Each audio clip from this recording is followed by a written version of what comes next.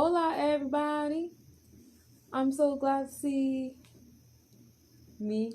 But welcome to Virgo season, y'all. I'm mad excited. About to hit up this Nas album. I was trying to figure out how to play it in the background to where like it wasn't bothersome to you guys and I could still like hear it and talk to you guys at the same time, but it's not working out that way. So it is what it is. So I just want to talk to you guys about Virgo season. We're gonna do the same thing we do every season, right? I'm gonna get into it on the Kabbalah sense. We're gonna get into it in a pagan Christianity sense, and then I'm gonna get into the netters and talk about Virgo season in terms of the netters. What is the spiritual direction? What is the mundane direction? What to have on your altar, your body and space altar, etc., etc. So that's exciting. And then we're going to get into the best part, where the planets are and what it is that they're doing. So let's get started with the Kabbalah sense of Metu. So we're dealing with the Elul. I think I pronounced it right. I hope I did. I'm trying to get better with my pronunciations. Please chill with me real quick, okay? But this is the month. This is the completion of the lunar year. Okay, so this month corresponds to the sign of Virgo, which is an earth sign ruled by Mercury. The sign of Virgo is connected to the practicality, working and serving others. People born in this month feel the need to achieve financial security through working and also have a great need to serve society. People under the sign of Virgo find success in community careers such as doctors, nurses, any profession healing the body, the mind, and the soul. Some examples of that is like social workers, psychologists, technicians, bankers, accountants. Professions in the beauty and fashion are also good as well. If you can't hear me, please comment and let me know if you can't hear me. Feedback is always welcomed because I won't know unless you tell me, and then I'll record this whole thing and then I'll go on try to upload it on YouTube, and I'll be like, dang, I gotta record the whole thing again because it's not good enough for YouTube. So let me know. Anyway, the end of the lunar year expresses the Virgo's need to check and criticize their actions, like a businessman that reviews your year in balance, profit, and loss. This is how Virgos acquire their attribute of criticism. I did not know that. I am a Virgo. And I always wonder where like that criticism and judginess came from, because people always say that about me, like, you're mad judgmental, you're so perfect. And I'm like, I'm not judgmental. It's just like, what I say makes sense. But okay, that's what it is. Okay, so it's the closing of the lunar year and rehashing. Okay. It's easier to criticize and see what's wrong with others, but it's much harder to criticize oneself. And this is the real lesson Virgo should learn. I don't think that's my problem. I'm actually very hard on myself. When is the correction of the Virgo complete? When they learn to love, honor, and accept the other person as they are without criticism, judgment, or trying to learn them in their own criteria. I feel like that's very true. Around this time of the year, I reflect on progress. Yes, I do too. This year I'm reflecting, but I'm building. I'm trying to build as fast as possible. But yes, I do. This is the time of year where I kind of reflect, like, because this feels more like the end of the year for me than December. I won't even lie to you. But now that I see it in words, like, that makes sense. But this whole like the correction of Virgo complete, like, okay, so how the Kabbalah works is like when you get into the zodiacs within that realm, it's more so like you learn about the traits, but you're learning about them to learn how to like utilize them, but also like correct them, align them, if you will. So all the bullshit happens. Yeah, that too. My bullshit actually happens in the beginning of the summer and sets the tone for the summer, and then come September it's like, oh. And then we do it again. But like, so in the Kabbalah, it's like the traits, and it's not just like where your sun is. We're also talking about all your other planets, okay? So like, you know, it's different things you have to get aligned in alignment with or whatever. And I really feel that way, like, in this moment. I guess I don't know how interpersonal you guys would like for me to get on these things, but I feel like the more that I do them, the more interpersonal I feel. But like, yeah, like in my personal life, like people around me, I would have like mental, things in my head, and it would kind of like tug on my emotions to the point where I would either be happy when you're around me, or I would dread your presence, or whatever, whatever. And so, like, I guess that's like the judgment critical part, if you will. But I met this person that I'm really being forced to accept as is, and I really feel myself doing it like naturally, even when it irritates my spirit. And I don't feel this way about anybody else. And I don't know why this person, and it's probably because I see a lot of myself in this person, because this person is also a Virgo. But it's just like, yeah, it's like the first time someone came around me, and instead of in my mind, I compartmentalize that person and scan them and, whatever. I don't do that. This is the only person though, so I haven't fully corrected it yet. I have a fear that like I'm gonna get like to the top of my game, and then that's when God shoots me down. So I'm kind of taking my time completing my life, thinking that maybe he's buying me a little bit of time. I don't know. It's like, nah, I'm just playing. Am I? Not really. Okay. So when they learn to love, honor, and accept the other person as they are without criticism, judgment, or trying to change them for their own criteria. Once the Virgo achieves completely unconditional love, they have finished their correction. And then God shoots them down. Mercury in Hebrew is, watch me butcher this one, Koshav? Yes. And anyway, it equals 26. Financially, it is not an easy month. Many important changes might happen. The need for new business ventures, different ones with new consciousness, international business connections may take place. And usually it's not a good time for us financially, because we have the new season coming. That's when I stopped thinking about Christmas like 8 years ago. I fucking love it. But, people start thinking about Christmas. I remember when I was a kid, around this time is when I would hear like my family talk about Christmas shopping. Then you got school clothes shopping and school supply shopping. And this over here broke, and my car needs this for the winter time, and we need tires, and we need to check the heater. So yeah, this time is the time where like you about to start like spending bread.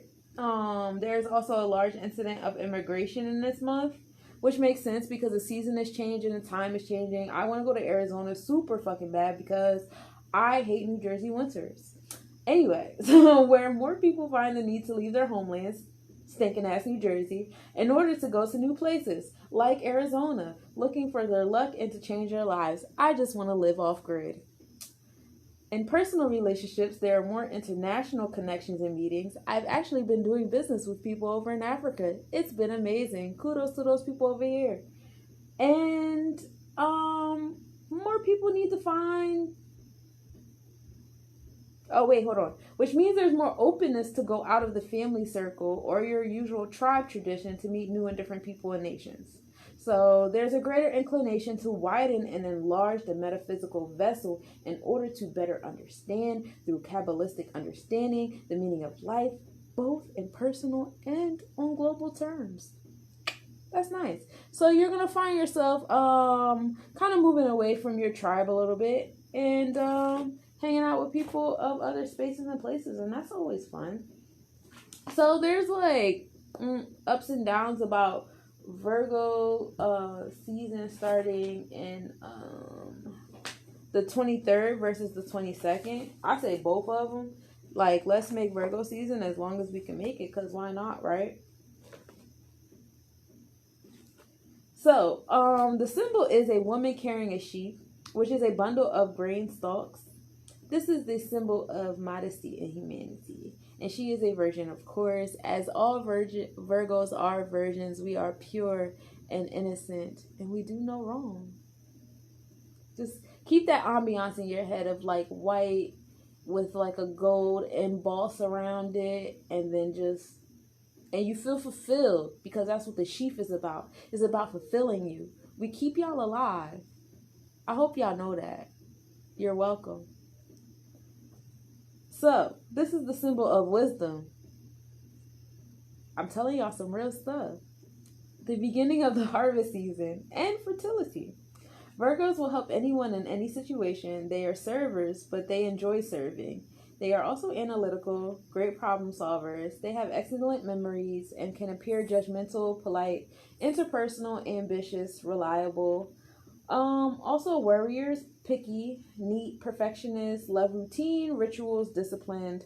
Their purpose is to explore and correct anything that prevents fulfillment and wholeness. Didn't I say fulfillment, y'all? I don't be making shit up. We're perfect. Go ahead, tell them, Danielle. We know. I don't be making stuff up. Can't make this stuff up. So anyway, on like the whole like zodiac wheel, Virgo is the 150 to 180th degree of the zodiac.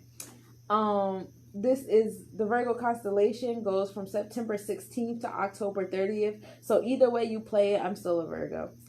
Teaching one the value of being a mindful, practical, serving, reliable, analytical, and problem-solving individual, mastering health. So during this season, you're gonna feel compelled to be just as perfect as the Virgos are 365 days of the year. You're welcome.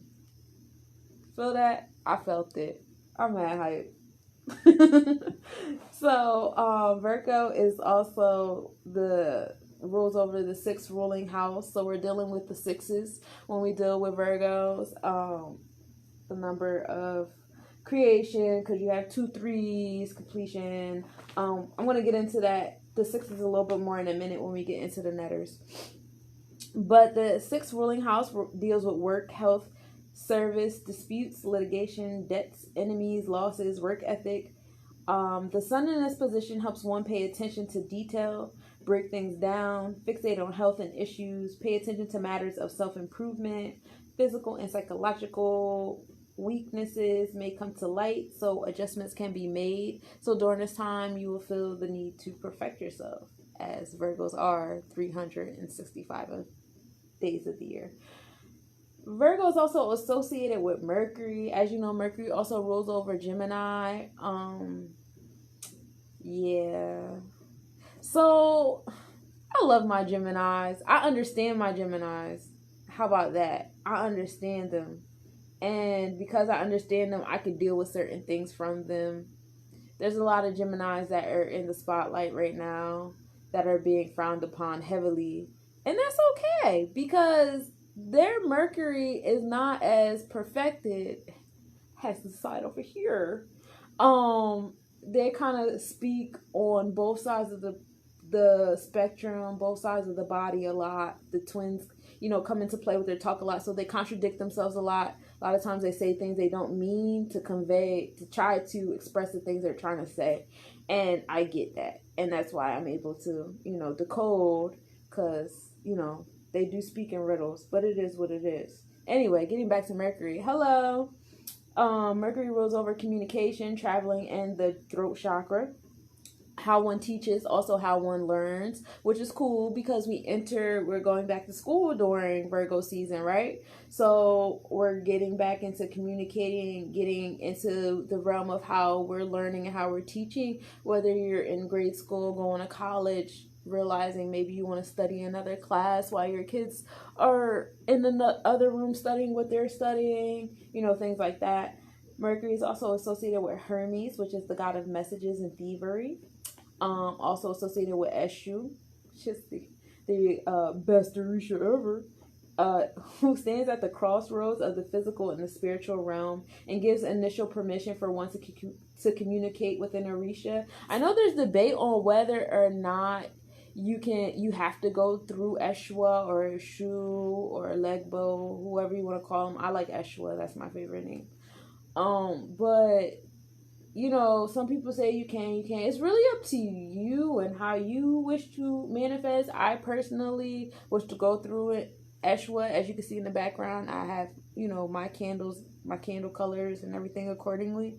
Geminis make great friends, but the struggle with their bipolar. Yeah, like, I can make great friends with them because I, kind of speak in spirals a lot, as you guys can see, but romantically, that will get on my nerves. Everybody gets on my nerves romantically. Yeah. And even as a friend, it will probably just be like a certain kind of friend. Like, I don't even think you could be like my overall friend. if that makes sense. I'm picky like that. But yeah. So there's like debate back and forth. I really feel like it's up to you. It's whatever you want to do. The erasure of chance and unpredictability, and assists with herbal medicines, also known as the trickster. He's also known as trickster.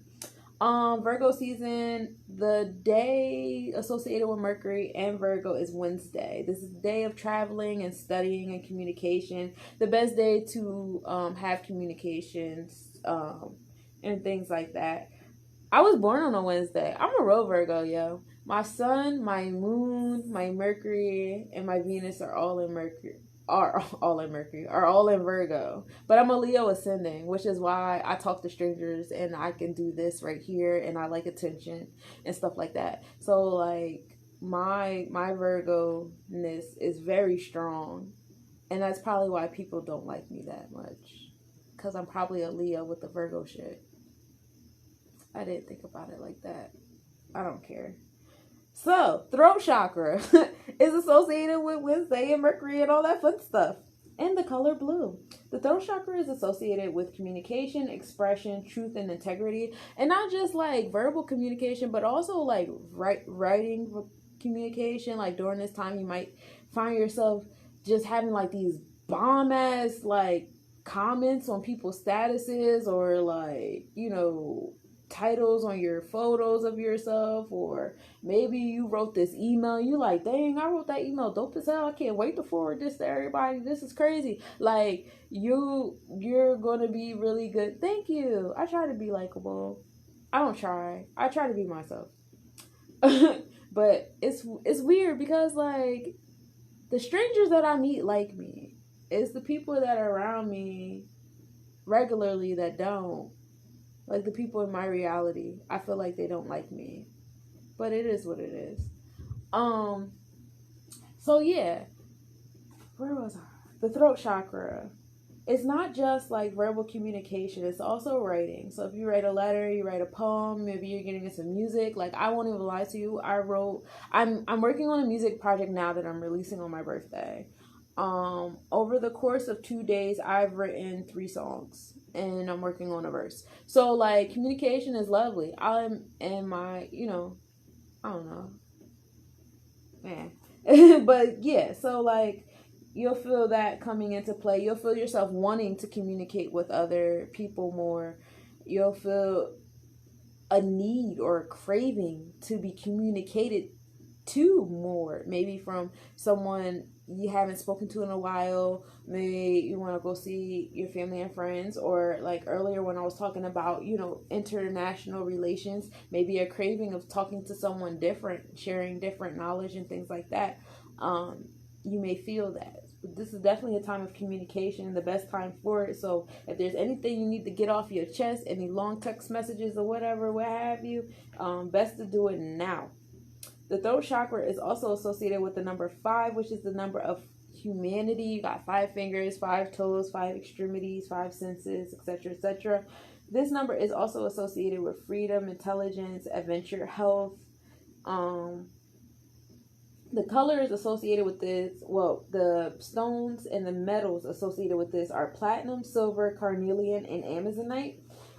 And let me get into my notes of the metals for you guys so we can go over that, because I think a lot of people get caught up in the metals that they're like attracted to. Like I know when you think of crystals, you automatically think of copper, and I love copper. Copper is an awesome metal to wrap your stones in. Copper is very good for melanated people, probably more so better for non-melanated people because it helps in that area. But like, you know, copper is good.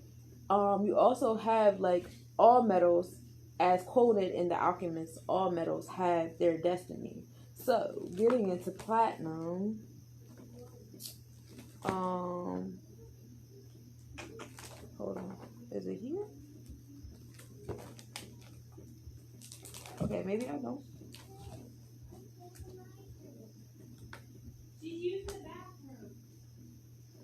I don't see platinum, which is odd because I know I have it somewhere. But let's get into silver though. Silver is associated with the moon and its goddesses. It is connected with one's emotional and psychic abilities. It reflects negativity and pain away from the wearer. Silver destroys every known virus, fungus, and bacteria. It also heals the damaged tissue. Silver also helps with balancing and functioning of organs and body fluids. It improves skin health and one's sensitivity to light. It also helps with emotional balance, proper expression, generosity, empathy, and imagination. Silver also gets rid of feelings of helplessness and helps with control or balance. Silver also gives one the ability to see varying qualities of light. It helps one to harmonize their inner rhythms with nature, promotes medium quality cycles, and appreciating traditions. Colloidal silver is the most powerful antibiotic. So, silver is the business. I really want to get in. I won't dwell. If I don't have it, then I don't have it. But I know I wrote it down somewhere. So the colors associated with the season are gray, which is like a feminine color. It's like that lighter gray color, like that. And oh, you have a question? What's your question? My bad. I didn't see it. I was in the room. Write out your question. I'll answer your question. But gray is associated with intelligence, neutrality, balance, and it has been associated with depression from time to time. Silver is the color of equilibrium with feminine power and spiritual energy. It's the color of wealth, elegance, and the moon goddess candle. Dark green is the color of fertility, hope, happiness, change, nature, friendship, peace, freedom, empathy, and adapting. I was going to say adaptation, but adapting, either or. Believed to cure ailments of the eyes. White is associated with purity, friendship, mourning, sincerity, charity, truth, innocence, perfection, immortality, spirituality. And number 7, which is the number of perfection because Virgos are perfect. So gray, silver, dark green, and white. Those are your colors for the Virgo season to have on your altar in your space or your altar on your body. Virgo, of course, we know is an earth sign. And earth signs are good problem solvers. They're well balanced. They're wise, useful, productive, very grounded, centered. They're very disciplined, but they can also have tunnel vision. And become like stubborn. Under Virgo is discernment, courtesy, servitude, and practicality. The tarot cards associated with this season are the Hermit, which is a card of solitude, self-analysis, and contemplation, as well as the King of Pentacles. I love my Pentacle cards. And when you guys listen to my music, I talk about my Pentacles all the time. I even say like how I'm becoming as a person, like my inside jokes and stuff like that are associated with cards and stuff.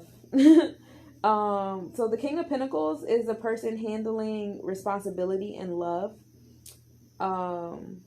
Other signs under this are Capricorn and Taurus. We are the mutable, adaptable sign. What is a mumble stone used for? Oh, that's a good question. That's I'm unsure. I don't have the answer to that. But because I don't, now I'm going to find out. So I'm gonna have an answer for you later. If you don't find one before I do. Always preparing for the future.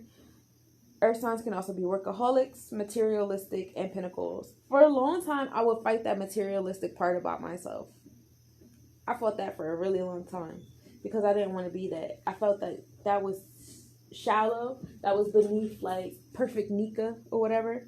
And I'm coming out of that, of course, obviously, because I'm tired of suppressing myself. It's tiring. It's a lot of work. I have a big personality. So coming back into the sixes. So it's Virgo rules over the sixth ruling house. Six is the union of conscious and unconscious. It is the number of balance, creation, and perfection. It's associated with wisdom, responsibility, loyalty, harmony, and it's also the number of man. 2 times 3, the number of creativity and spirit. When you get into the netters, the 6th act of creation is associated with the 9th sphere, which is cool because September is the 9th month. This stage uses all of the previous factors to execute and coordinate physical energy matter into physical things and events, referred to as Mother Goddess, will plus spirit plus variations. So at this point of in the act of creation, at this point you are dealing with taking the ability to make everything one, to break everything down into parts, to understand everything. Nothing is more important than the whole, but the whole is not more important than the parts.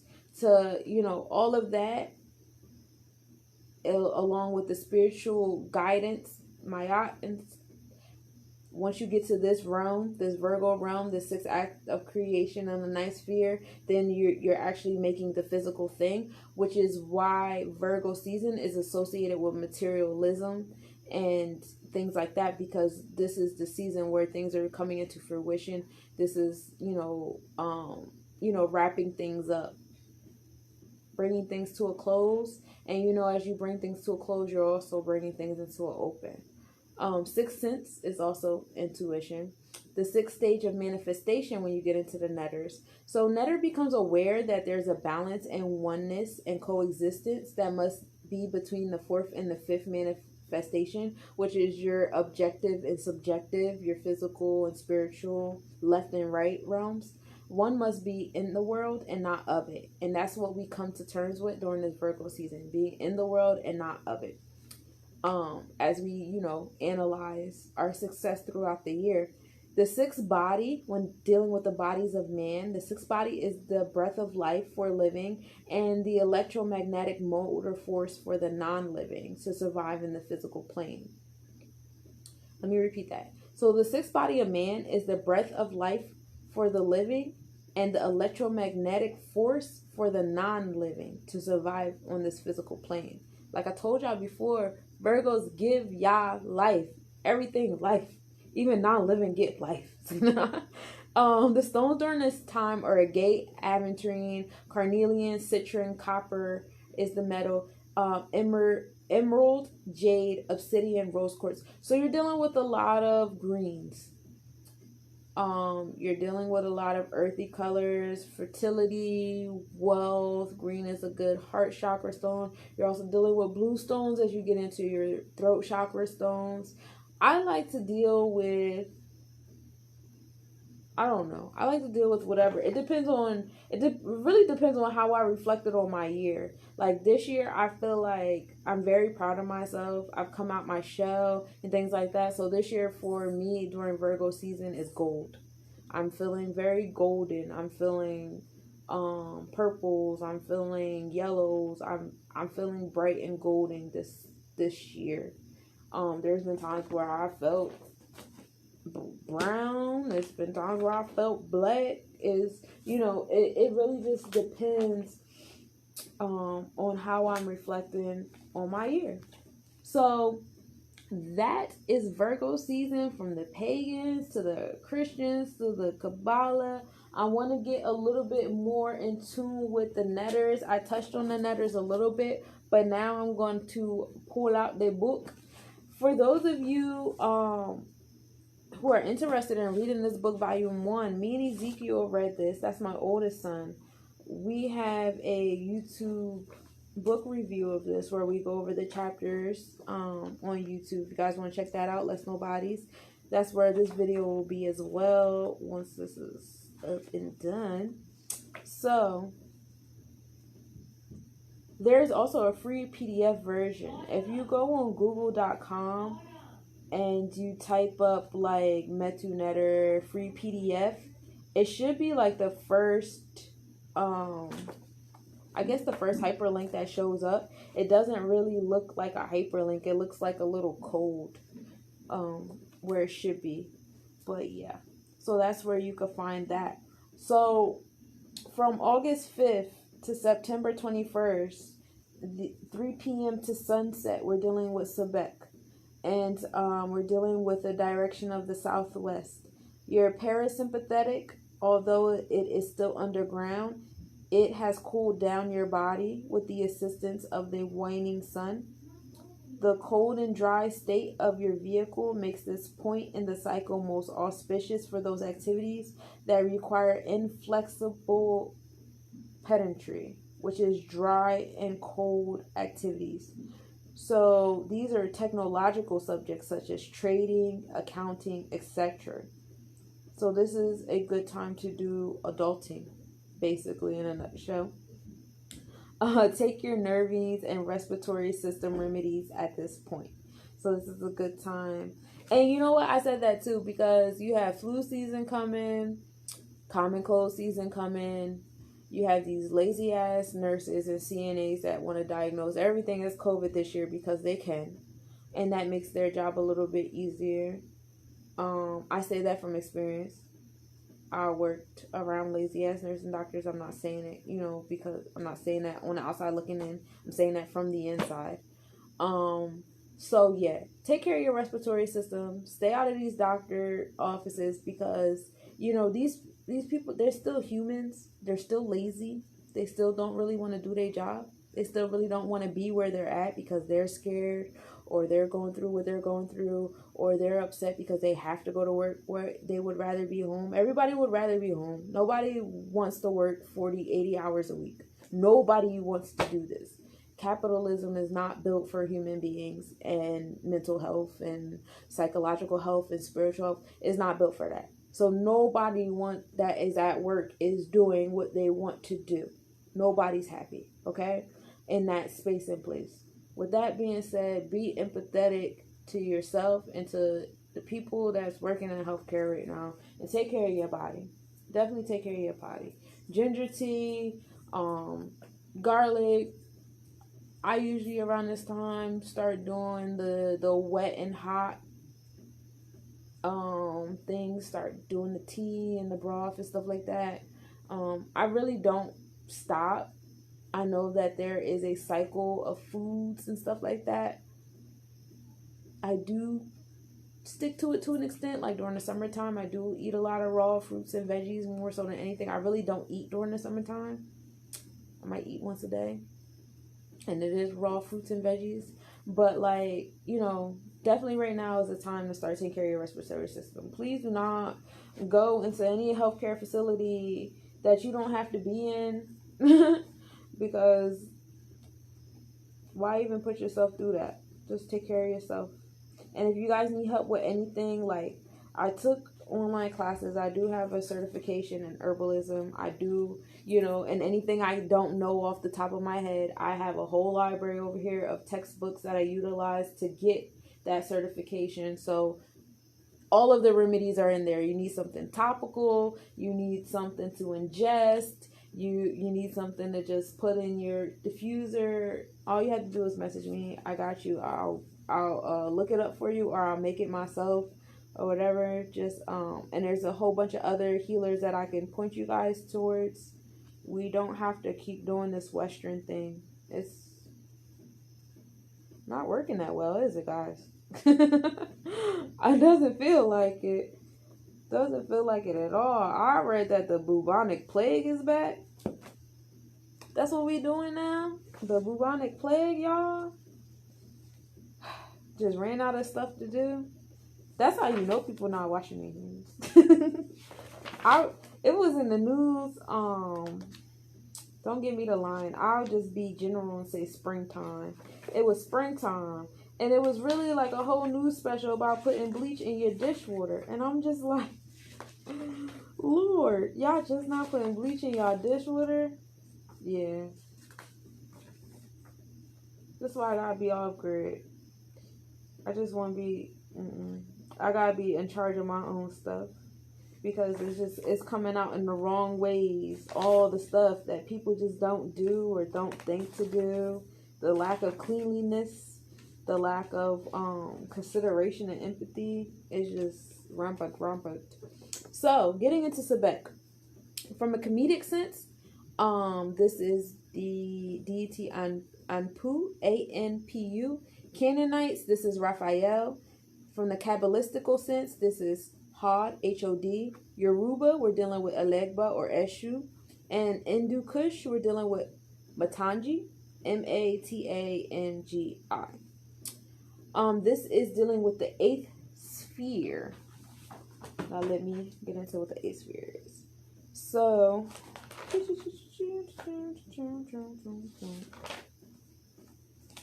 I have 1,000,001 notebooks of all the different books and stuff I've read over the course of about 6 years maybe. And I have like this big binder. This is my textbook binder. This is what I use to teach all my classes and stuff like that. It's all the books that I've read over 6 years. So when you guys hear pages flipping and stuff in my videos, that's me going through my self-made textbook. So the 8th sphere, when dealing with manifestation, it focuses on the differences between things. The previous families are further divided. This is where species are introduced. So now we're getting into the analytical energy of Virgo when we're dealing with the 8th sphere, separating things and labeling things. We're also dealing with Mercury still, communication, studying, traveling, learning, teaching. Wednesday, still dealing with the same elements, energy. The colors during this time is saffron and red and black, which we know are colors of Alegua. Red is the color of passion, black being the color of protection. The number 3, which is the number of creativity. The gems during this time is emerald on the Metu Netter sense, and I had I believe I had emerald. Give me a minute. So do you guys like follow the netters, or like as far as like the zodiac goes? Because I find myself doing a lot of these things naturally. I guess because I've read it so many times, and this is my 2nd year. I'm getting into my 3rd cycle of doing planetary forecasts. This is my 2nd year, but this is my 3rd cycle I'm entering. So by doing that, I guess now I just do things without thinking about it. Honestly, like the colors on my altar, on me and stuff during certain days of the week, the intentions I do when I'm putting on my jewelry and stuff like that. It's all, yeah. So this increases compassion, generosity, justice, along with enhancing mental and emotional flexibility. Also good for fertility, as well as wealth and your heart chakra. So that is emeralds. Time of year, sidereal, full moon, and Gemini and Virgo, of course, the Mercury energy. So getting into herbalism, the items to have in your bath during this time. Abre Camino. I'm sure I'm butchering the pronunciation. And if you guys need me to write these down, hey Katrina. If you guys need me to write these down for you, if you guys want to message me and say, hey, what are those herbs again? Because I make oils and I want to have Virgo herbs for my soaps or my body oils or my deodorants or whatever it is I'm trying to do, then let me know. I'll gladly. So anyway, Arasa Contoto. I'm reading it like that on purpose. Oregano, lavender, and larkspur. Those are good things to have in your bath during this time. Oils during this time are lavender and lily of the valley. Incense during this time are lavender and lily of the valley. The spiritual direction during this time is the northeast. The mundane direction is the south. So your personality portfolio during this time is through its actions on the Kabit, which is your animal spirit. The cool and dry energy of Mercury makes the personality, which is fear 9, which we went over as the mother of all living things. So we in mommy mode. We getting cool, but we still a little dry. Because during the summertime, we're hot and dry. So now we're cool and dry. Emotional traits during this time are sharp and witty, fond of travel, critical in a positive way, able to separate issues based on externals, diplomatic, cold and pedantic, logical, dependent on information, communicative, negatively critical, busybody, opinionated, inconstant in belief, pretending to know yet ignorant, mischief maker, gossiper, scheming, cunning, argumentative, proud, sly, lying, selfish. Those are the emotional traits during this season. Mental traits during the season: segregative thinking, labeling, defining, the verbal clothing of what is known, felt, and perceived, and logic, imitation. Social correspondence during this time: you'll come across a lot of quick-witted people, good learners from mere observation, even without a teacher. Careers and functions that might be like on the spotlight during this time in some type of way, shape, or form. Intellectuals, scholars, people that are into academics. Students, teachers, ambassadors, astrologers, mathematicians, clerks, technicians, lawyers, preachers, teachers, traders, young men, office workers, printers, schemers, schemes, especially financial scammers during this time, thieves, journalists, good speakers, diplomats, politicians, and specialists. All of that makes sense because that is something that we naturally do during this season. Everybody's starting school, so all of those professions are coming into light. Teachers are coming back from summer vacation. Students are coming back from summer vacation. Then you have all the BS everybody was doing during the summertime, so now everybody going to court. Right now, everybody going to virtual court starting in September. Good luck to all of y'all. I wasn't bullshitting. My ass was not in the house, but I was doing what I was supposed to be doing. Anyway, so then you got the journalists. We have election coming up, so you have the politicians. So all of this makes sense. This is something that we're naturally doing that we don't even pay attention to, but we are moving with the netters, with the planets, with the energies. Spiritual portfolio, spiritual function.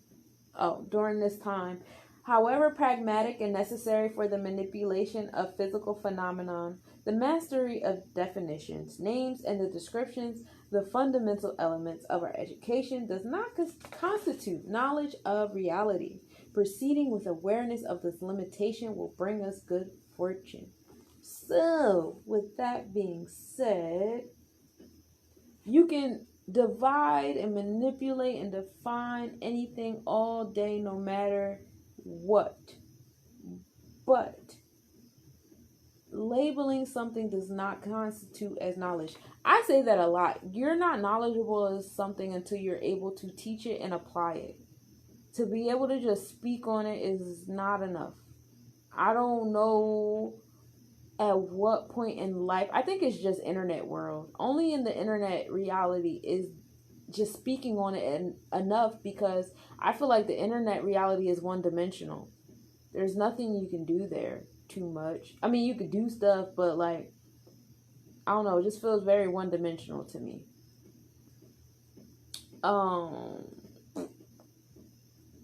So yeah, proceeding without awareness of this limitation, misfortune. We speak glibly of the person coming into being in the 3rd month of gestation, of life arising out of the chance coming together with non-living particles in the same breath that we give better odds to a random assortment of 800,000 words and definitions on index cards being tossed in the air and falling in alphabetical order. And that was just like an analogy, basically saying like, you just don't come out of the world, doing a bunch of stuff and knowing a bunch of stuff. You're just kind of here.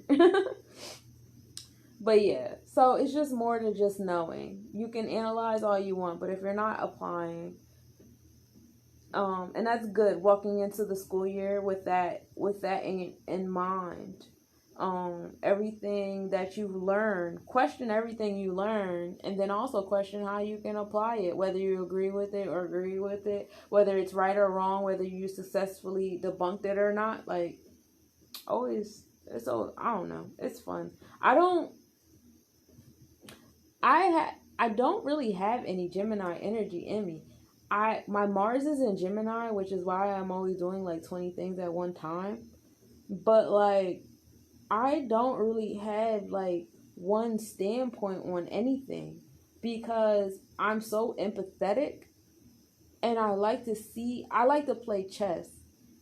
I don't I don't I like to play chess on a board, like that's fun. But like I like to play chess more with situations. I like to play chess more with people, conversation, stuff like that. Like the way I compute stuff in my head is like a chessboard. If I'm moving at multiple spaces, if my mind is supposed to be able to look at the board and see like the different places where I'm supposed to move, where I can move next, where I can move 2 moves from now, 3 moves from now, and not only do I have to know my moves, I also have to know your hypothetical moves. You know what I'm saying? If I'm supposed to have the knowledge of that for myself and for you, for multiple people around me, why would I have a one-track opinion? Why would I have a one-track mind? Why wouldn't I be able to empathize with other points of view on things? Why wouldn't I be able to empathize with other lifestyle choices or like experiences and stuff like that? Like that doesn't make sense to me. Now, I won't walk around with my own set of facts. That I don't agree with. But I also don't agree with what everybody considers as facts either. A lot of things that people think are facts are mere opinions, because a lot of things that we think are like solid grounding things in order to be an adult, in order to be a human, in order to be an American and shit, is shit we made up. It's not even really a grounding thing. The only thing grounding is anything that God made. I feel like everything else is kind of like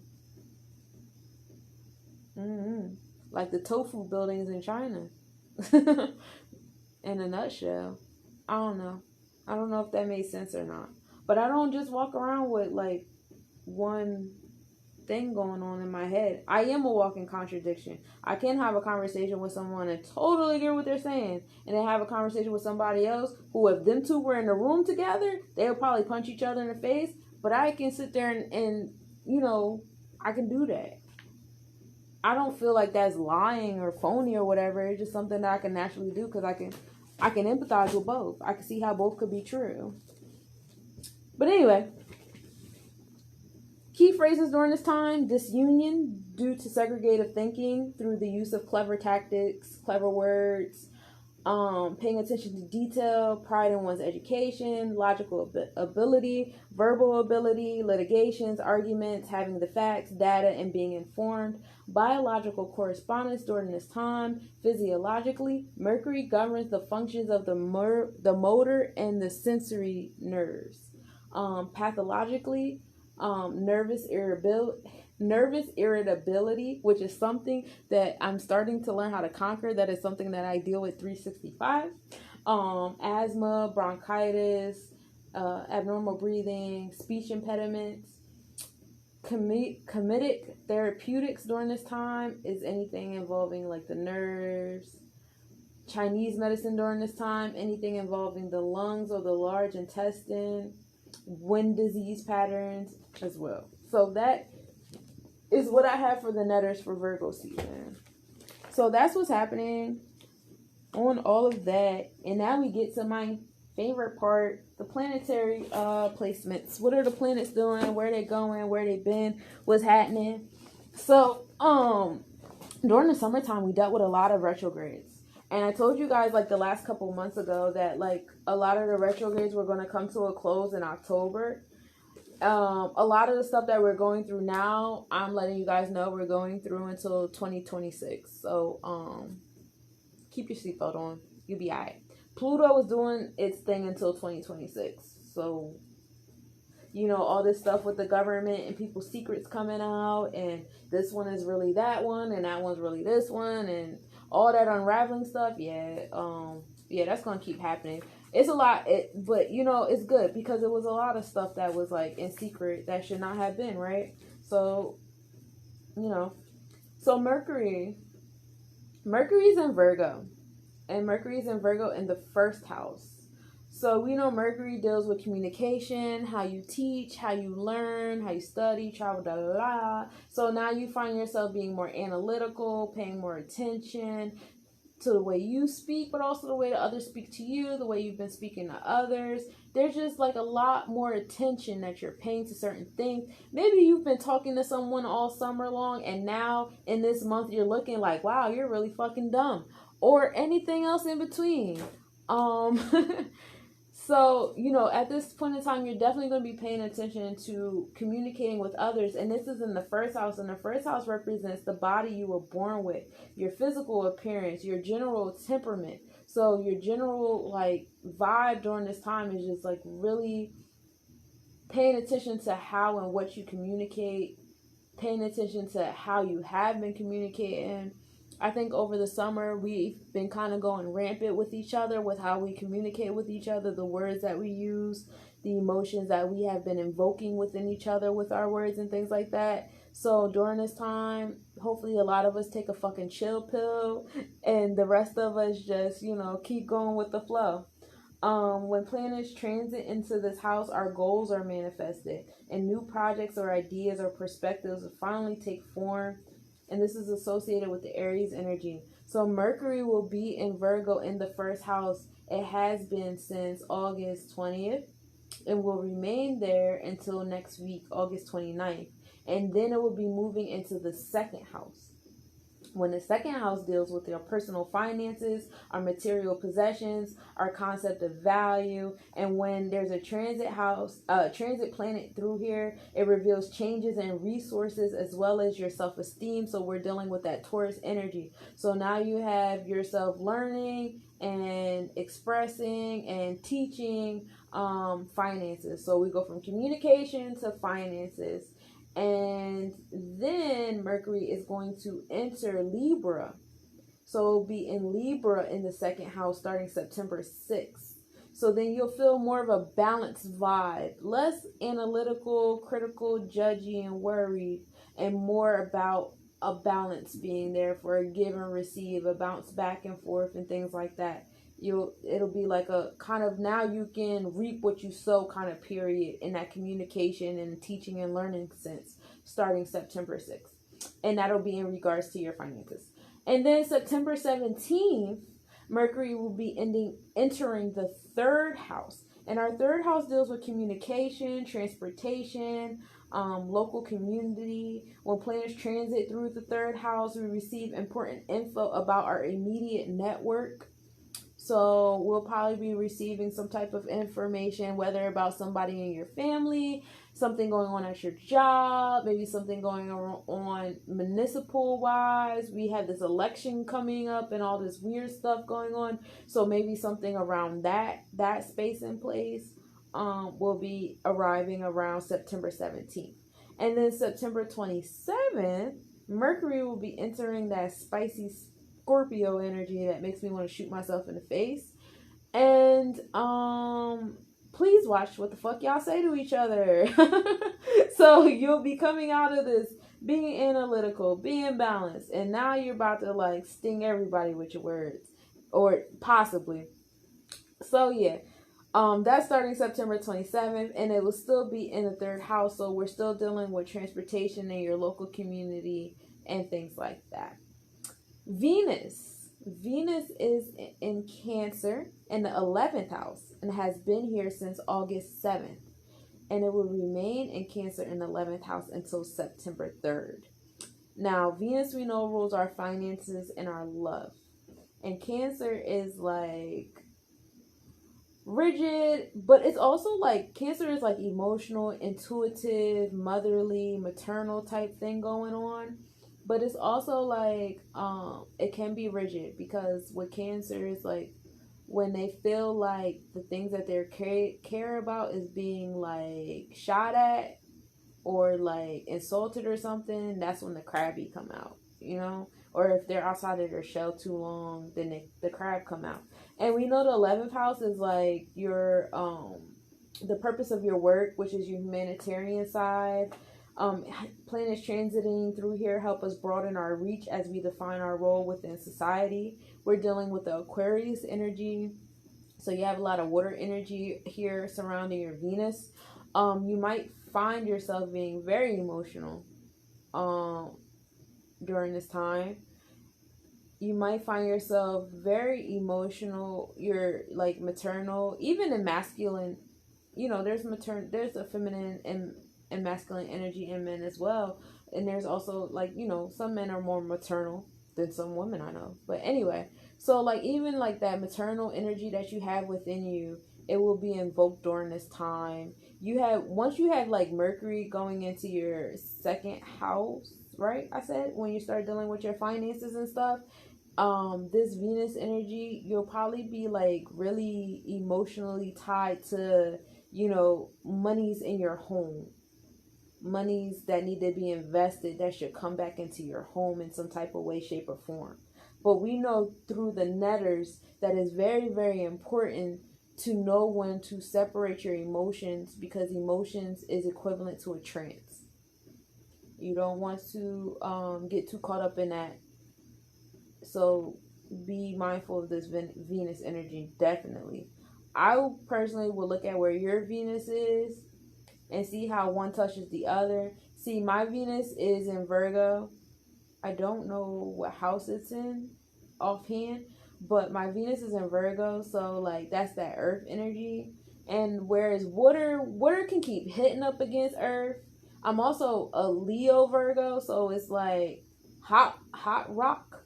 So it probably like will cool off that hotness of myself or whatever, but it won't really touch the rock too much. Nothing really touches the rock. That's why everybody complains about Virgos having like a wall around themselves that nobody can get through, because nothing gets through the rock. But yeah, using that example I gave you, that's how you should look at your natal chart versus the transit chart. So Venus will be entering the 12th house on September 4th, and will be in the 12th house until September 5th. And the 12th house is just, this governs all things that exist without physical form, dreams, secrets, and emotions. So September 4th, 5th, I would keep like a dream journal. Pay attention to your daydreams. Pay attention to the streams of thoughts that may come to you, the random voices in your head. Like, who the fuck was that? Like, pay attention to those things. September 4th and September 5th. Because, that's I don't know. That's when you should do it. That's when Venus is entering the 12th house, and it already is surrounded by a bunch of water energy. So why not? And then it will be entering Leo, the 12th house, September 6th through September 30th. So as far as that goes, you might feel a lot more confident. Whereas you were like in your shell in that Cancer energy in Venus, now you might be feeling more like extroverted, more masculine in your finances and your love. Might find yourself wanting to take control of something as we get into cuffing season. Gotta start, narrowing down our options. So you might see that Leo energy coming out. Am I an empath? I don't know. I don't really like to call myself things, because I fear calling myself as being something. I don't know. I just have a fear of somebody walking up to me being like, no, you're not, because you didn't pass the empath PhD, and then I have to be quiet because I didn't. I don't know. Like, that's just how I am. I don't like to call myself stuff. I don't want to sound arrogant or egotistical more than what I already am when I tell jokes. Mars. So Mars is in Aries. So we have that double fire energy, and it's in the 9th house. And the 9th house deals with travel, philosophy, higher education. So you may have felt like very much motivated to get into traveling. A lot of you guys have been getting into traveling, getting into like international education, learning about other countries, maybe learning a new language, learning about buying land in certain places. During this season, like I said earlier, we probably have like the intense feeling to become nomadic, and things like that. So yeah, when planets transit in here, we begin studying a new topic, may move to a foreign location, or adopt a different perspective, because the 9th house is associated with that ugly Sagittarius energy. I like Sagittarians. I won't say. It's probably some of y'all up there that are Sagittarians that are like, oh, she hates me. It's like, nah, the Sagittarians in my life, -1, my boo Louie. Everybody else, Where can you get an African necklace? On Let'sNobodiesCollection.com. And I feel like you know where I live too. So, pull up. Mars will be in retrograde from September 10th until, this looks like October 28th. There will be a Mars retrograde. So Mars will be entering the 8th house as it goes into retrograde on, oh, I done told y'all all the cheat sheets. No. Rewind. It's like, no. Mars is in retrograde, and it will be in retrograde. And up until this October 28th, it will be in retrograde. October 28th, that's the day my brother died. That's funny. So yeah, that's what's happening in Mars. Jupiter, and I went over the 9th house and stuff like that. Oh, yeah. So you definitely, that was so cute. Thank you.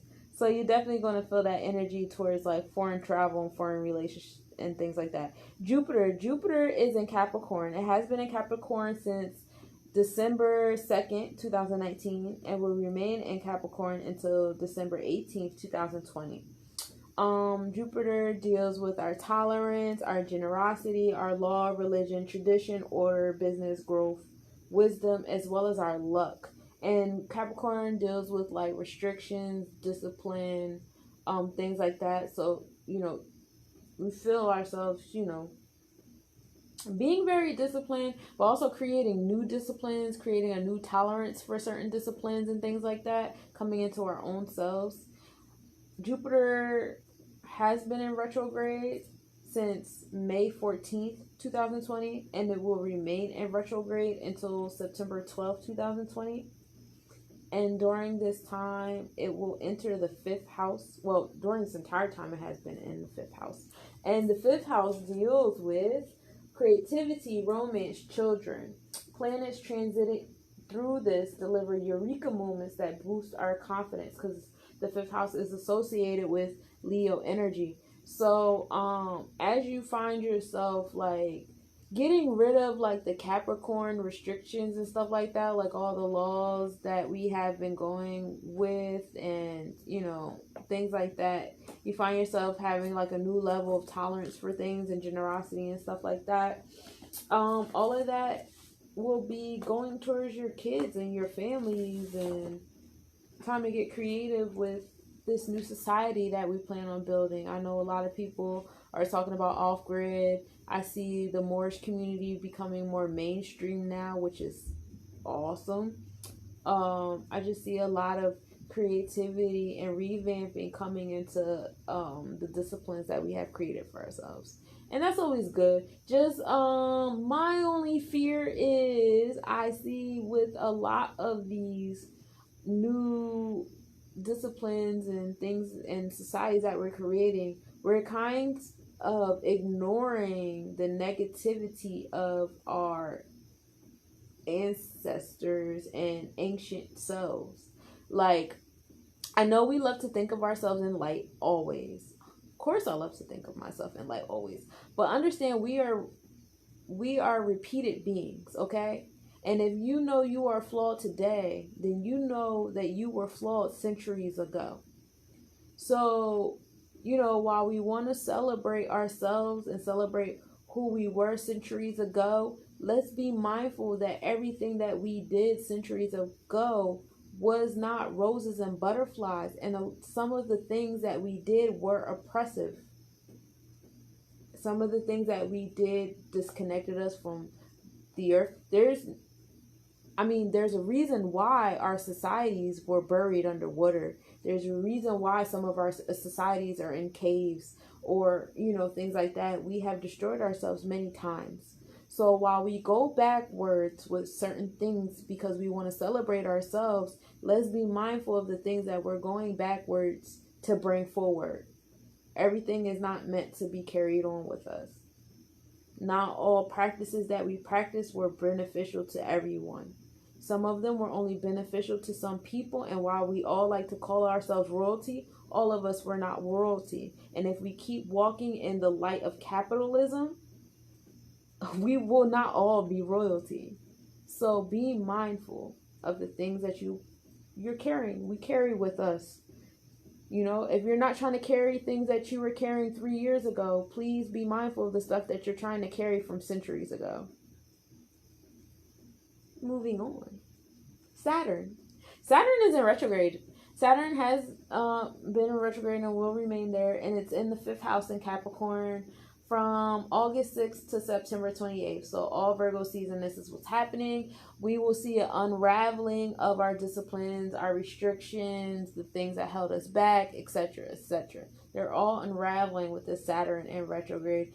5th house, we know 5 is the number of humanity, so we're dealing with we're going back to the creativity and the romance and everything, because so we're coinciding with what Jupiter is doing. Okay, so you got your Saturn, our Saturn and our Jupiter, they're still parlaying together. So we still have like our traditions and our disciplines and stuff like that. They're still moving around each other, and we're still applying it to ourselves and our future generations and our homes and our romantic lives and things like that. And I see that too. A lot of people are revamping their romantic lives, their relationships and things like that. That's cool. I love it. Uranus. Uranus is in retrograde in Taurus in the 9th house and will remain in that space and place and from August 16th until January 14th, 2021. So Uranus is like that planet of like freedom, individuality, rebellion, like that thing that makes you say, you know what, fuck this, I quit, I'm going that way. And it's weird because Taurus, I don't know if you guys have the pleasure of being around Taurians the way that I do. My poor self is raising one. And they're stubborn as fuck. Like, they don't do anything that they're told. My mother's a Taurus. My stepdad's a Taurus. My son's a Taurus. My best friend is a fucking Taurus. And she's hard-headed as fuck. And, like, it's like, what I've learned, it's funny because having my son has taught me how to, I don't like to use the word handle, but it has taught me how to interact with the adult Tauruses in my space. So, like, you know, I have to, like, lay things out for him. Like, okay, here go 3 options. They're all 3 options are options that I want. But I have to give you these options so you think that whatever the fuck it is that you're doing is your idea. They have to feel like they're in control, and they are extremely passionate. Extremely passionate. That's that Venus energy. It's a lot. It's a lot. I tried to date a couple of Tauruses, and it's too much for me. It's too much. It's like that little bit that, oh, wait a minute, time out. Bring it back. And that's how it is with my son, but he's my son, so it's different. But he has that in him too. Every 5 seconds, I need a hug. I need a kiss. He's always coming in here, checking me if I'm okay. And I love it. I love it because he's my son. So that lets me know that when I'm in diapers, like, I got a real one. I hope. But as like a romantic partner, it's a little bit too much. I like my space. And I like being quiet. But yeah. So you have that, lucky you, all them Tauruses. It's a lot of love. They love hard, though. They some loyal somebodies, bro. I love my Taurians because, like, no matter what, like, they always try to see the good in everybody. They always try to see the beauty in everybody. But there's a downside to that, too, because I be wanting to fuck people up over my mother, bro. Like, my mom be trying to see the good in everybody. And I be behind her like, yo, I'll fight you over my mom. She nice as hell, but I'll fight you over my mom. And the same thing with my son. Like, yo, my son he's crazy, but like, he loves hard. Like, I feel like I'm gonna have to beat a girl up because I feel like it's gonna be a woman in his life that's not gonna be able, like, the way that I don't. It's not that I don't appreciate it. It's just that I don't want it. But I'm not the kind of person that'll play games with somebody and make them think that I want it. I don't want it. I'm honest. Now, what you do with my honesty is your business. But, like, it be people that play like, oh yeah, I like that attention, da da da. And then you play with my son, and then now Nika gotta pop up, and now I need a piece of your hair because we gotta go talk to Eshwa about this. I'm just playing, or am I? We don't know. We're gonna find out though. Hopefully we don't, but we might. So yeah, Uranus in this Taurus energy. So you got this rebellious energy inside this stubborn ass energy, and what that's doing is your mom's a bull too. Oof. What that does is it's like all the stuff that you were holding on to, all like the traditions, the mind frame, our religion, everything like that. Uranus is pulling you out of it. Uranus is like, nah, y'all gotta let all that stuff go. It's stuff that like it's so much stuff that's so like deep rooted in us that we don't even pay attention to. Like, okay, I love my business owners. I love doing business with my business owners. It's like a certain extent though, because like certain business owners get into like that capitalist mindset. And that's something that's like so deep rooted in us that we can't let it go. Like, give you an example. Join this group. I'm pretty sure the more I talk about it, y'all might know who I'm talking about or what I'm talking about, but I'm not going to say because I love these people. So I joined this group. Paid this money to join this group, right? Ridiculously fucking expensive, but worth the bread. I'll do it. I want to support this person. I love this person. I've been following this person, so you know, whatever. And then all this little clicky things happen. Of course, you know, that's how you do when a group gets too big. What happened? Greed happened. Oh, I got this amount of people to pay for this. What if I say, hey, I need 100 people? Well, now you got 100 people. You got 100 people and you got 15 clicks and you're one person being greedy. You don't want to put nobody on your payroll. Okay? You don't want to put nobody on your payroll to help you manage all of this stuff in this group that you done created. You wanted over 100 people so you can get as much money as you could to do whatever it was you had to do or was trying to do. And so now you have all this negative energy because you weren't, you were more worried about money and creating a business and being a capitalist than you were getting your mission statement across. And your mission statement was about creating a place for women to come and congregate and feel safe and feel heard and feel acknowledged and, you know, appreciated and applauded and da-da-da. And I'm sorry, you can't do that for everybody if that's what you're trying to do. As a healer, as a guide, as a teacher, it's going to be some people that slip through your fingers. It is. Because if you are giving out your energy like that, you're draining yourself. And she was draining herself. It got to the point where she was on Instagram and Facebook answering people's ignorant ass fucking comments. And this woman has always been on her throne. She is like, you know, sometimes, you know, she'll correct somebody because sometimes you got to. Because some of these people think they can say whatever they want to on the internet. But like, she has never gotten off her throne. But she was so drained from being a capitalist instead of sticking to her mission statement that like, now she's responding to little petty shit. Now, like little petty shit that's going on in the group, she's having statuses about it. She's having videos addressing it and stuff like that.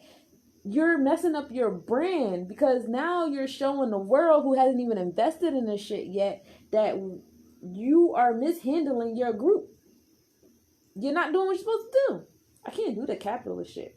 Like, and that's my thing with the business shit. Like, I want to be a healer and stuff like that, but I got to pay my bills. And that's why I want to live off grid. Because I don't want to, like, keep charging people a whole bunch. Like, I don't like to. I just want to, that's why I have my swag bags. In my swag bags, there's a free gift in there. Why? Because I want to be able to just give y'all stuff. I want to just buy it and just give it to y'all. I love it when I go into a party. I went to Atlanta one time. I went to this party, and I just handed out bags. I didn't sell anything at that party at all. I just handed out bags, and everybody in that party had something in their bag, and they all just came up to me and talked to me about the stone. Oh, that's crazy. You gave me the stone because XYZ happened this morning because da-da-da happened. Like, I like to do that. That's what I would rather do. But it's like this thing that we're holding on to, this capitalist stuff that we're holding on to, the need for money, the need for a paycheck, the need to do a Monday through Friday 9 to 5 to feel like a human being, or to feel like an adult, or to feel like a parent or whatever. Like this whole landlord business, like, nigga, what the fuck? We're still doing the shit we was doing, they was doing out in Europe with the serfs and all of that. A landlord? What? Come on now. Like, we're not even paying attention to the stuff that we holding on to. And hopefully Uranus just shake all that shit up. I hope that the landlords are next, because they I hope the landlords are next, because I feel like they're the worst. Like, rent is why a lot of people work the way they do. Everybody know that rent is ridiculous. That's the most ridiculous bill everybody has to pay. I live in New Jersey. My rent is $1,600 right now. Granted, I live with family, and we all decided to get this place together. But what if I was here by myself with my 2 kids? Feel me? And that's how much a regular spot is. Like, $1,600 for where I live at right now is cheap. Because a few years ago, I was living at some place 2 bedrooms smaller for $1,300, and I was paying the rent with my 2 kids. So, like, and I'm blessed right now because my family was like, you know what, let's get a place together so we all can split the rent. But everybody don't got that. It's a lot of people in the state that don't got that. And then you could say, oh, all right, I want to go down south, da-da-da. Okay, I moved to Virginia. And guess what they was trying to pay me? $7.25 an hour. Bitch, I don't get out of bed for $7.25 an hour. You feel me? Like, but the rent down there $800. But you still doing the 40 to 80 hours. I had 2 jobs and my business down there. And still was barely making ends meet. And I wasn't by myself. I had my kid's dad who was working a job. And still, like, that's crazy. Yeah. All this stuff that we holding on to, it gotta go. And I've been telling people for like 10 years now, what's going to happen if we all stop paying PSC&G? What happens if we all stop paying Dominion? They don't got no more money to keep digging up our native graves. They out there digging up native graves and digging up slave graves to build pipes. And we paying them for it because we gotta keep our lights and our heat on. But what if we all got the off-grid stuff, or we all got the solar panel stuff, or we all got self-sufficient with our power, or we were okay with having energy a certain kind of way or something like that, then we wouldn't be giving them money to do the shit that they doing. You know, we can get out of this cycle. We can get out of this sadness and this depression we feel doing what we doing. But that takes bravery. But it's okay, because this retrograde got us up until January, y'all. So if you ain't ready yet, get ready, get ready, get ready. Okay? So, coming back, spiraling back to Uranus and Taurus in the 9th house. We know the 9th house is dealing with... Where's my 9th house paper? It deals with travel, philosophy, and higher education. And so we may be studying a new topic or adopting a new perspective, which we have been doing with Uranus and Taurus, right? We've been adopting so many new perspectives. We've been doing nothing but growing, okay? And I love it. We're all doing it. Neptune. Neptune is in Pisces in the 8th house. Pisces. Okay, so Neptune and Pisces energy is one and the same. That's that expansive energy, that imaginative energy. But you got to be mindful not to go too far into that imaginative energy, because you start creating illusions for yourself. And then all of that is in the 8th house. And the 8th house is sex and death and transformation and secrets. That spicy Scorpio energy is the 8th house. So you're dealing with occult topics and the supernatural. So we got this expansive abundance energy inside of this Scorpio house. And then I tell you, Scorpio is doing this until 2026, right? I told y'all already that, right?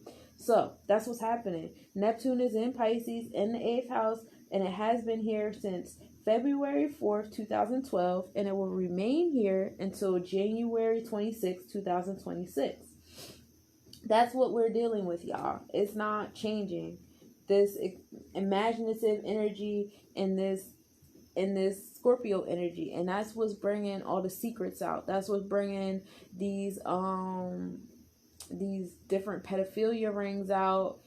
And you know, eventually it's going to come out that it's more than one island. Like, you know, it's silly to believe that it's just one island that all these people are going to, when we know for a fact that all these people secretly meet up in all these random places. Like, there have been so many documentaries all this time that, you know, at this point is coming out. Certain things with the government is coming out, certain things with the military is coming out, certain things with the CDC and WHO and the Federal Reserve is coming out, certain things with the dollar is coming out, international relations like China, everything is coming out because all the illusions that we were falling under in this Neptune energy is just coming out. It's coming out. The illusions are coming out. And excuse me. Neptune is in retrograde, and it has been in retrograde since June 22nd, and it will continue to go into retrograde until November 29th. And then Neptune enters the 7th house, and the 7th house deals with the concept of perspective. When planets transit through here, it helps us close deals, secure bonds, and sign contracts and make things official. This is the Libra energy. So once come October, October, and then right around the corner we have election season. Right after, we're signing contracts, whatever, we're coming into that energy. So yeah, it's funny. We're just naturally doing, what it is. The stars align to happen, but during this time, Neptune will still be in retrograde, so it'll still be unraveling things as we seal some deals. And just remember everything that was revealed to us while Neptune was in the 8th house during all this time. You know what I mean? Pluto's in Capricorn. Pluto will remain in Capricorn. It has been there since January 26, 2008, and it will remain there until January 20th, 2024.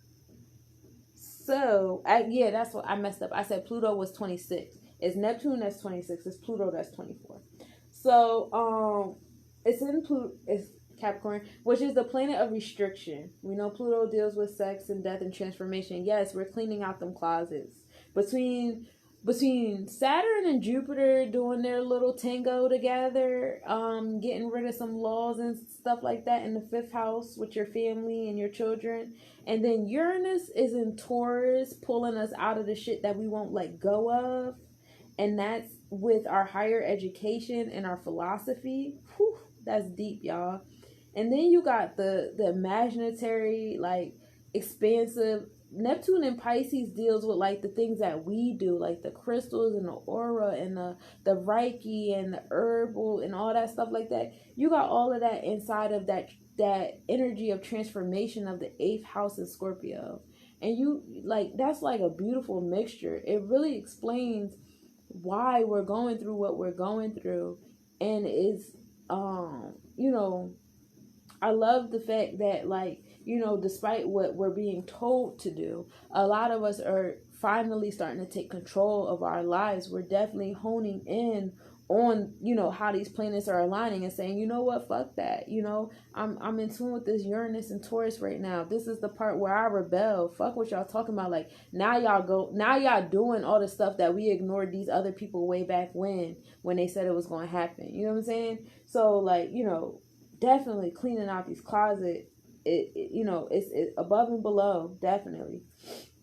And then when you get into I started following this guy on YouTube. I never knew about the orcs and the planets that I always knew that we were close to other planets, and every now and then when they try to lie and say, oh, floating planets are all this, bro, you really want me to feel are we really that egotistical that we feel like Earth does not come in contact or come into gravitational pulls with other planets as we do what we do? And that's why certain phenomenons occur. That's why the Earth gets warm and then gets cold, or that's why the pole shift and things like that. Come on now, are we really that egotistical? We shouldn't be. There's other land masses out there. We are planets. That means that we are a part of a plane. We're not even the whole plane. We're a plane-it, okay? And we're not even talking about continents. We're talking about the whole globe is a planet-it. So we're only one space and place. Come on now. We're a part of a bigger globe here. We're like the limbo planet. The planet we had to go to because Adam and Eve was eating apples and shit. This is the animal spirit planet over here, okay? Yeah, so we have Pluto in that Capricorn energy. So we have like, a transformation happening with our restrictions and the way we disable ourselves. Then it's in our fifth house. So we're being creative in that sense with the transformation. It's also applying to our romantic life. I see a lot of you guys are revamping your romantic life. Also happening with our children. I see a lot of you guys are revamping the way you raise your children. And we're doing it with confidence, And this planet has been in retrograde since April 26th. And will remain in retrograde until October 4th. So, that is the planet placements. And then we have the true node, which is the path of the moons during this time, which are in Gemini, the 11th house. So we're still dealing with that Gemini energy. So all of you guys that are dealing with having multiple streams of income, multiple streams of communication, knowledge, etc., that is still the path, that is still the wave to go. Please diversify yourself. Continue to diversify yourself. That 11th house energy is the energy of success. Can't talk. Excuse me. It'll remain in Gemini until April 28th, 2021. So you guys are on the right track. Keep going. The ascendant is in Libra in the second house in retrograde. Has been here since the 22nd, which is today, right? And will remain until September 12th. So you feel like a nice balanced energy towards your finances, your material possessions, and things like that. And then it will be entering Libra. Your ascendant will be in Libra in the third house, still in retrograde, from September 13th until September 29th. And that's when we'll be dealing with this balance in regards to our communication, transportation, our local community, etc. And then our ascendant will be entering Scorpio energy in the third house, still dealing with communication and transportation and things like that. But we will be dealing with a sense of transformation in those realms of how we communicate with each other and things like that. And still in retrograde. And it will be in Scorpio in the third house until October 7th. And then we'll be moving forward. Our midheaven. The midheaven is in Cancer in the 11th house. Has been since August 9th. Will be until September 7th. We know that Cancer is that inward maternal home family type energy. The 11th house is all about success, so we want to devote our energy to our home, to our children, to our maternal figures, which is very important during this time, especially during the beginning. See, everybody has a different reality, okay? I haven't spoken to too many other people about their realities too much. Fault on my end. I want to diversify my communications. But on my end, when COVID first started, I was working in a rehab center. So, like, we had COVID before there was even a word for it. I believe that everybody in my house had it. It went through my house already. It just felt like a really bad flu. Like, everybody felt like they were dying inside.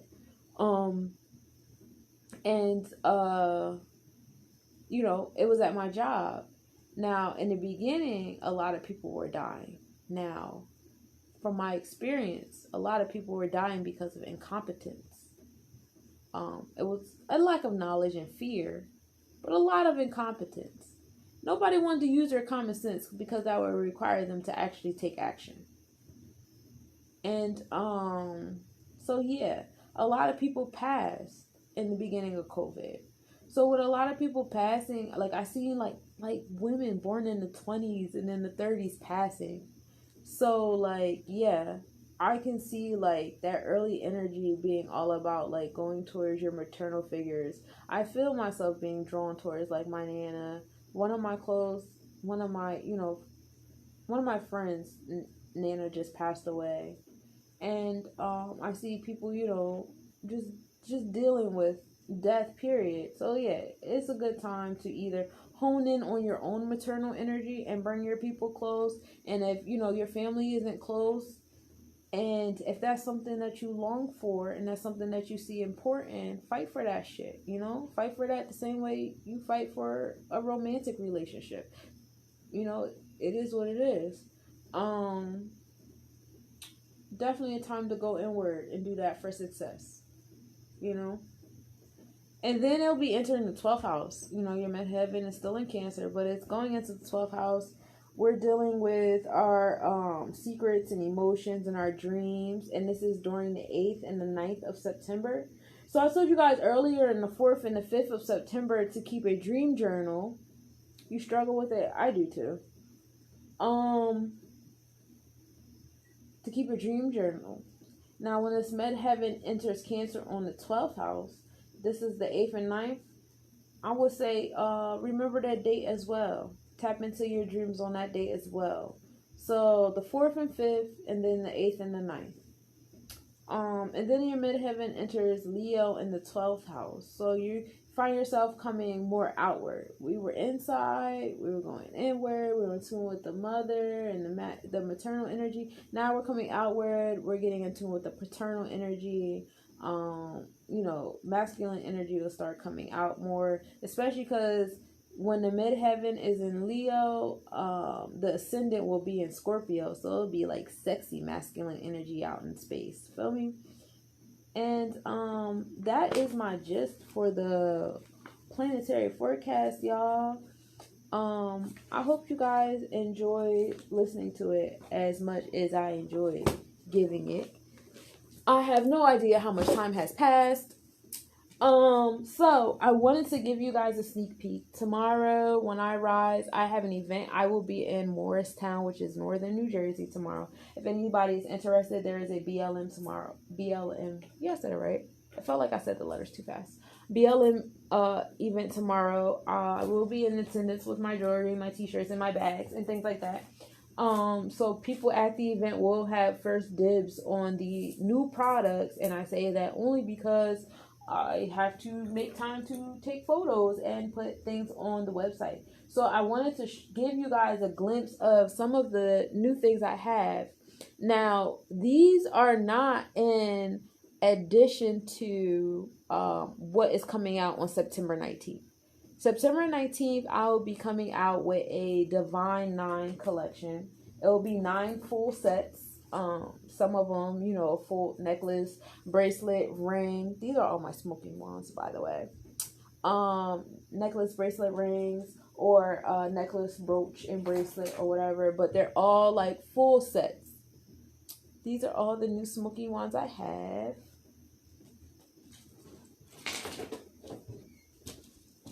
Why are you still awake? Yes. No, because it's late. This is the different smoke rings I have. This is one that's green aventurine and howlite and clear quartz. Why don't you go to sleep? This is another one. This is also howlite, amethyst, and rose quartz. Miles. That's another one. Another smoking ring. Huh? No, stop. Here's my third one like this. I made 3 like this.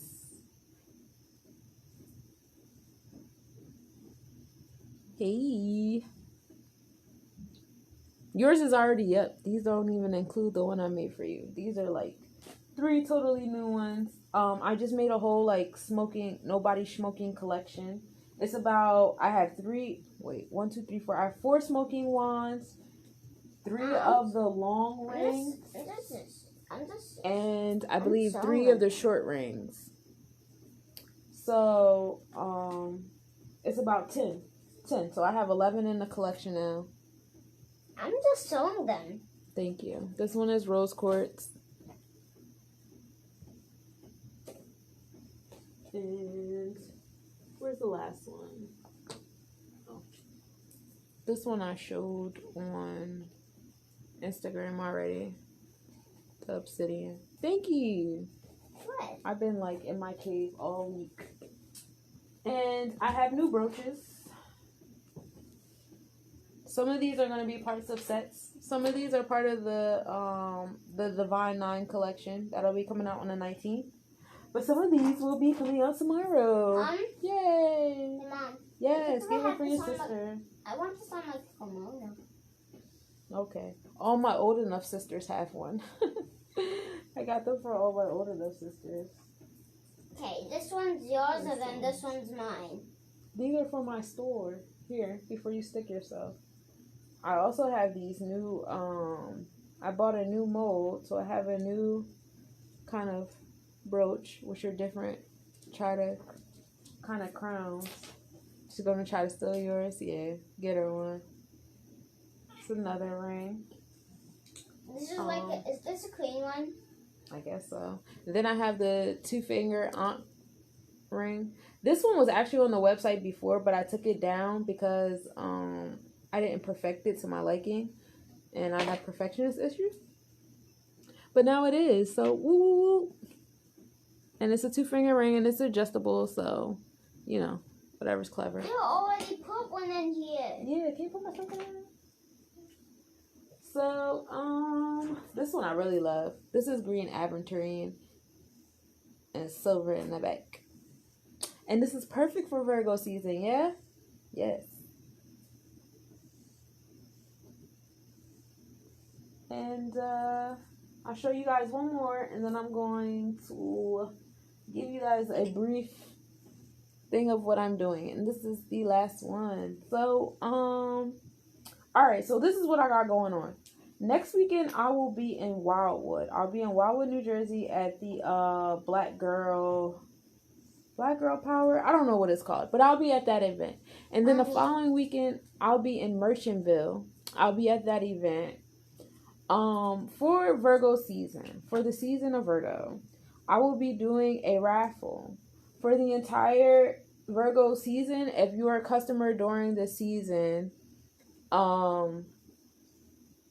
the bangles. Oh yeah, that's over there. That is a part of a Divine 9 set.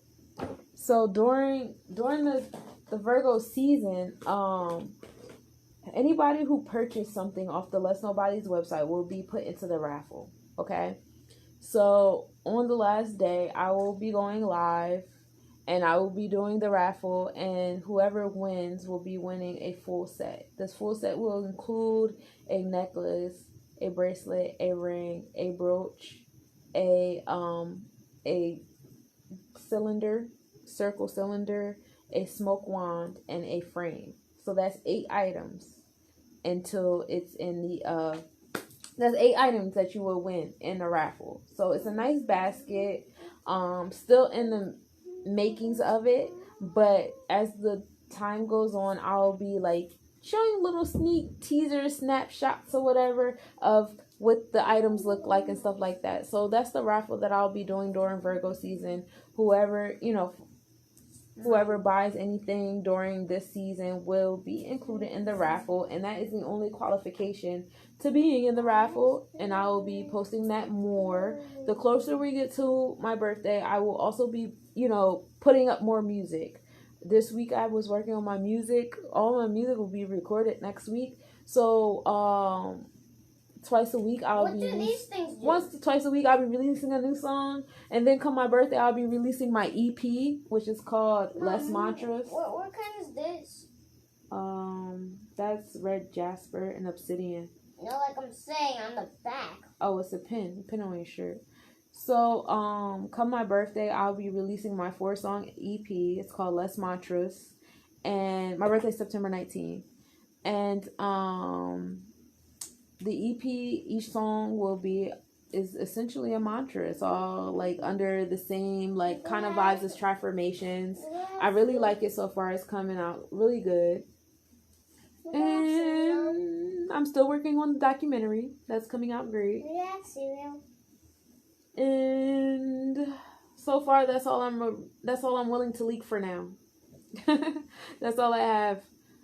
That's what's happening. I've been in my cave. I'm trying to come out every now and then because I realized like 20 hours will go by before like I post again and mark it again. Because it's a lot to keep track of creating content and then posting the content at the same time and keeping up with the website and educating myself. And I still have children that sit in my face and they don't sleep. So like, yeah, it's a whole thing. But thank you guys for tuning in for Virgo season. I appreciate it. I'm glad you guys are excited. I'm excited too, man. I'm very, very excited. I have a lot of things in the works, and then I have some great things in the works for my healers. So sometime next week, you guys will start seeing some things. All I can say is get your coins ready for next summer, because we're going on a trip. But you're amazing. Everybody's amazing. I love it. And I'll see you guys tomorrow. I'll be posting my stuff on the website. And I'll be, putting out little clips for Virgo season and talking about the planets. Please share this video. Let everybody know what the planets is doing that's this season coming. Love y'all.